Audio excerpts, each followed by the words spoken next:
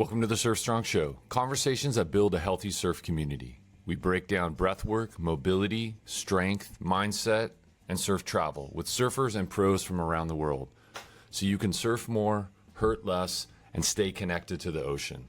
Follow the show for fresh episodes, bonus drops, and free programs. This is a focused mission, and you're part of it. Welcome to the Surf Strong Show. This is an express show. This is going to be about starting your day right with the focus towards keeping surfing consistent and progressive in your life. Routines can get overhyped. I would rather focus on the concept of micro habits and building those habits towards actually sustaining your goal, which is to surf strong for the rest of your life. This is what I tell clients all the time, and I remind myself repeatedly, is surfing is a high-level activity. It takes a lot to maintain what you need in your movement, breath, and mobility to continue to do it at your highest level.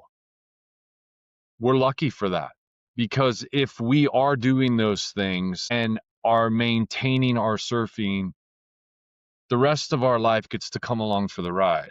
You're going to be in a better place for your family and your friends and those that rely on you. And you're going to continue to be able to progress and maintain your surfing. Mostly because obstacles come up and things happen and the equation changes, be it injury, whatever's happening in your life to distract you. If you are coming back and maintaining those fundamentals of movement, breath, and mobility, you can work through those things. It makes you more resilient. And a big component of that is the habits that you use daily. And especially what we're going to talk about today is focusing on what you're doing from the start of your day.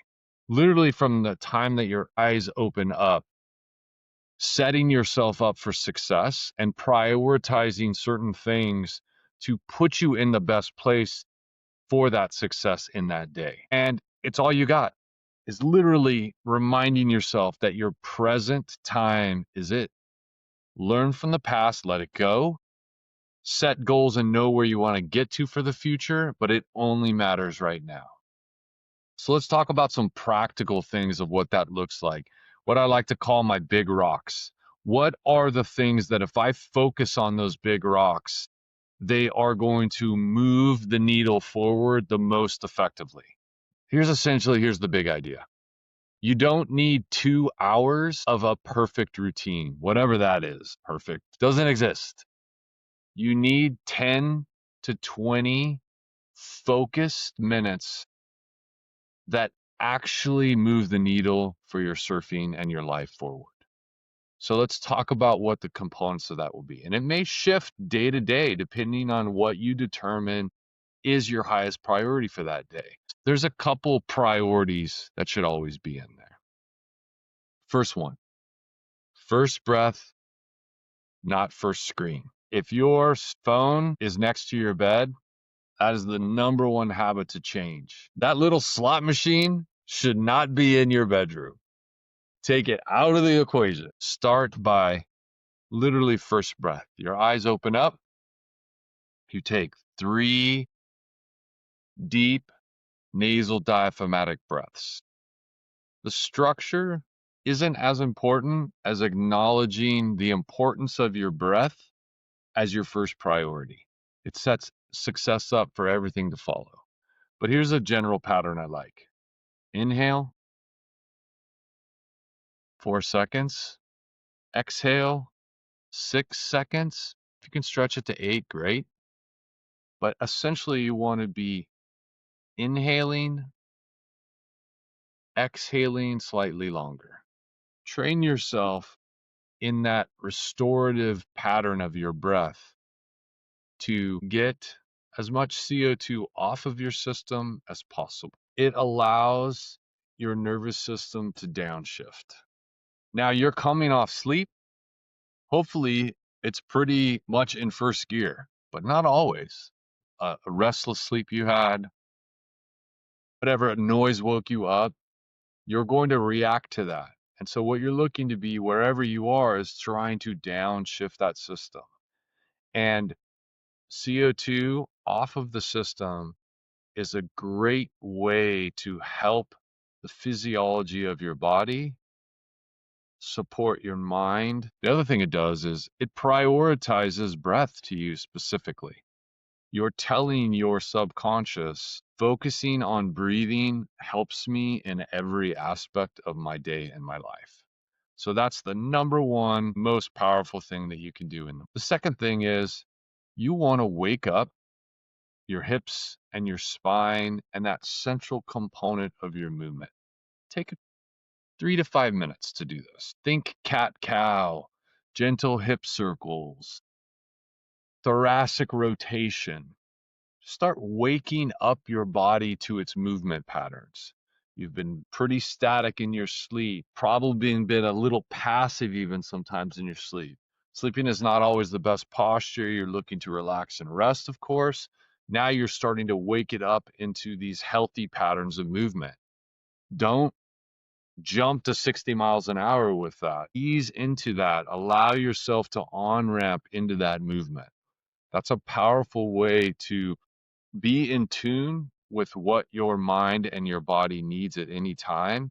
Hopefully, you're having some stillness in that first part of your day. Definitely, if you have children that have needs from you, other people that you care for, other patterns of things that happen in your morning, if you tend to have a pretty hectic morning, it's even more important that you're really protecting that time and allowing your mind and your body to wake up and to start to on ramp into your day right here with some peace and some focus. Clarity comes with breath. Again, 3 to 5 minutes, just get that pattern moving. It's another great opportunity to check into what's going on. How do my shoulders feel? How do my hips feel? Anything to minimize that loading pattern that you might not be able to pay attention to when things are going crazy in your day and your attention has to be elsewhere. Check into it, allow yourself to be reminded, allow yourself the importance of what you're looking to minimize in exacerbating some pain and some recurring issues. I like to call it just like the Surf Strong primer. If you have 10 minutes, great. If you have 5 minutes, great. If you have 3 minutes, whatever you can do, don't give yourself an out and an excuse not to prioritize this, but allow yourself to be realistic in the expectations that you can make of yourself. You're not adding another layer of stress onto something. Micro habits, building in positive progressions, these are all ways to position yourself to sustainability, consistency, to be able to serve strong for life. Over demands on yourself, especially early on in a new habit, is going to set yourself up for more stress, which is more resistance from your brain and less likely to sustain that. It needs to be in that pattern where you're getting that positive reinforcement.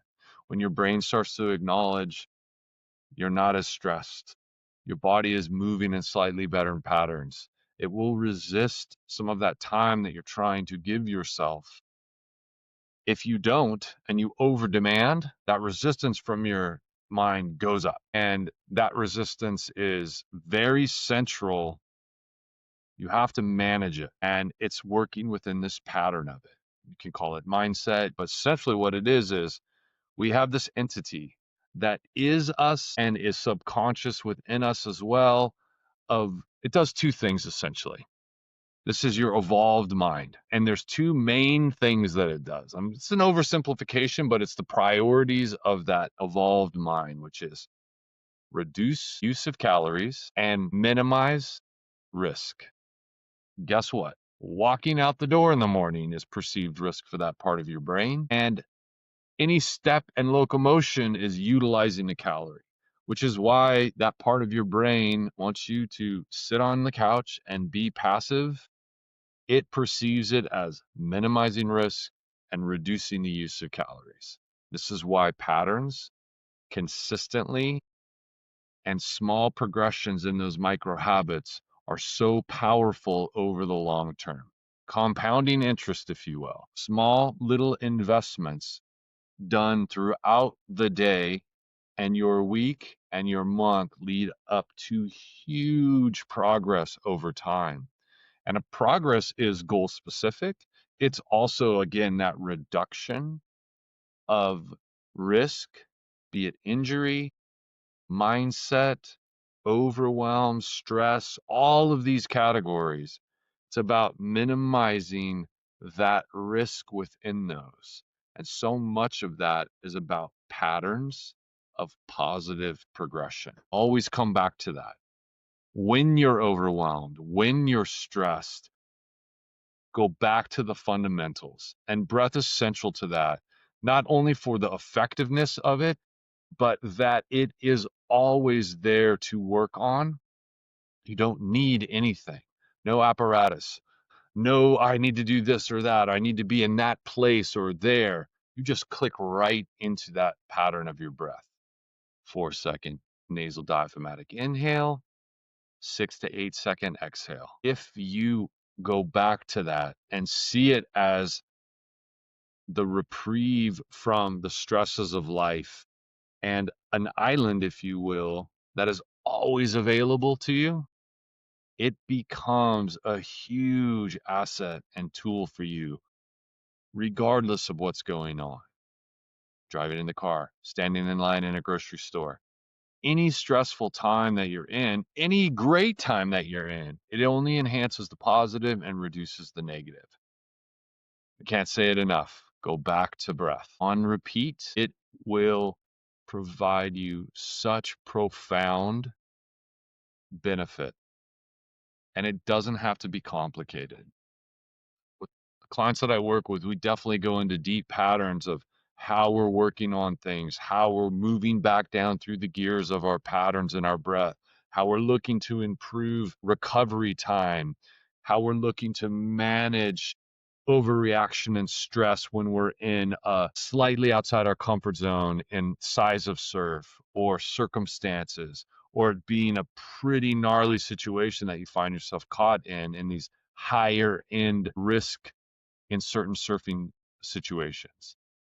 That's at the higher end of things, but the pattern recognition and the tools and things that we're focusing on are the same. Back to breath and central, back to downshifting and down regulating your nervous system, clearing your mind and focusing on what's right in front of you, not creating patterns of overreaction, taking stress in and amplifying it and then reacting to that. All of these things can be improved on when you're coming back to those simple patterns of 4-second nasal diaphragmatic inhale, 6 to 8 second exhale on repeat. All right, Surf Strong primer, 5 to 10 minutes, whatever you have.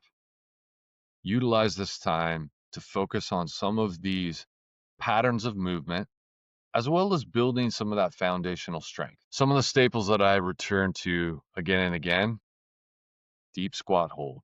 If you can't hold a squat for 60 seconds, something in that system needs attention. We all should be able to hold a deep squat. It's a natural pattern that we lose because of over tightness, sometimes dominant strength in a place. Practice that pattern. Even if you have to elevate your heels a little bit to get in that in the beginning, modify. Modify is always key to be able to push through and progress. Push-up variations. Full push-ups are great. Full pop-ups on dry land are awesome, but we can't always be doing that every day, all day long. If you can, awesome. Usually you're overloading something, be it a shoulder, mid back, low back.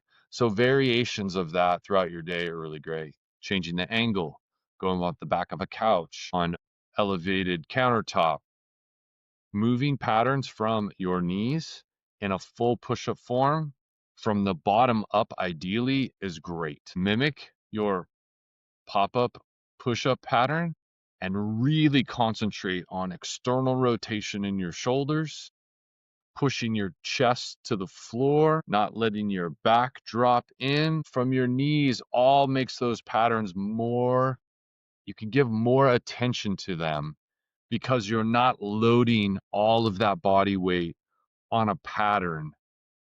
It allows you to really focus on that, really think about what your head alignment is, and you're able to get more repetitions on that and then dialing in that form. Dead bug or any crawl pattern for core stability. Dead bug is just like it sounds, laying on your back. All four appendages just moving. Think about it as like moving through quicksand. Not moving fast, you're moving through quicksand and the resistance of that. It's isometric contraction without tension, and guess what? That core contraction is going to feel like you're restricting your diaphragm. It doesn't have to.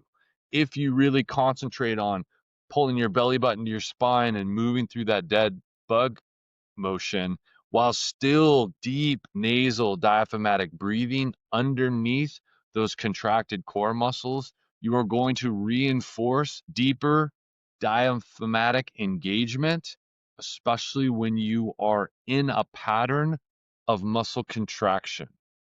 That is ideal for when you're in the water. You're moving, pumping down the line, core stability, rotational strength, and your attention is on this wave and the speed and power in which you're trying to move through that. And if you're holding that breath until you have to get a breath, you're coming out of that pattern of breathing to be efficient and effective. If you can do all of those things while still deep diaphragmatic breathing and moving through patterns, you're going to be more efficient with your breath, which means you're going to leave more gas in the gas tank, which means you're going to recover more effectively after that wave. All of that can be trained and practiced out of the water, and the Surf Strong Primer is a great way to do that. Movement patterns, multidimensional, with rotation, muscle contraction. Again, breath is at the center. So this doesn't have to be, nothing has to be crazy. It's just enough to tell your body, hey, we're surfers and we're trying to stay ready. That idea of connecting your dry land movement and life patterns to what you're doing in the water allows you to be even more effective, to stay ready, to progress, push the needle forward in your movement, breath, and mobility. Start small micro habits, build on them consistently. When life happens and things get in your way, strip them back down to the fundamentals. Know that you can always focus on breath to keep you ready, to keep you moving forward. You're not giving yourself outs or excuses. You're just being realistic and where you are on that specific day, and build those foundational habits to keep you focused when things are really starting to pull your attention other ways. Come back to your center, come back to your breath, do those fundamentals, and tomorrow morning when you wake up, do everything you can to have that first thought as your eyes pop open to be on your breath, and take 3 big, deep nasal diaphragmatic breaths. Good job, my friends. Stay consistent. When in doubt, paddle out. Focus on your breath and keep surfing strong for life. We'll see you soon. Thanks for listening to the Surf Strong Show. Our mission is simple: build a healthier surf community and help you surf strong for life. If today's conversation gave you something valuable, share it with a friend and help spread the movement. For bonus programs, surf-specific training, and ways to connect directly, head to surfstrongfit.com/start. And if you're ready for high-touch, customized coaching, reach out to see if you're a fit for my surf-exclusive program. Until next time, train smart, breathe deep, travel far, and surf strong for life.